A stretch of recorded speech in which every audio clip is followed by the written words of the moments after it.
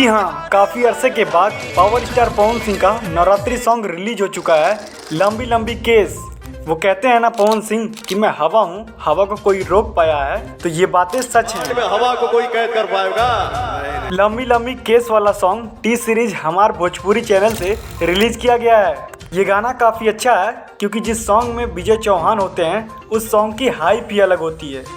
और आपको तो ये तो पता है, पावर स्टार पवन सिंह का नवरात्रि सॉन्ग दिल छू जाता है। पब्लिक इंतजार करती है कि पावर स्टार पवन सिंह का नवरात्रि सॉन्ग कब आएगा। फिलहाल तो नवरात्रि गानों की बात करें तो खेसारी लाल यादव पावर स्टार पवन सिंह से काफ़ी आगे चल रहे हैं और उनके लगभग अभी तक 3 सॉन्ग ट्रेंडिंग सेक्शन पर पहुंच गए हैं। लेकिन अभी तक पावर स्टार पवन सिंह का नवरात्रि सॉन्ग एक भी ट्रेंडिंग पर नहीं गया है क्योंकि वो अपने बॉलीवुड के प्रोजेक्ट के लिए बिजी थे।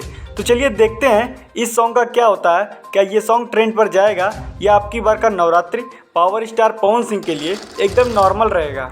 अगर आपने भी अभी लंबी लंबी केस वाला सॉन्ग नहीं सुना है तो जाइए सुनिए, और अगर आप पावर स्टार पवन सिंह के फ़ैन हैं तो लाइक सब्सक्राइब शेयर करना ना भूलिएगा।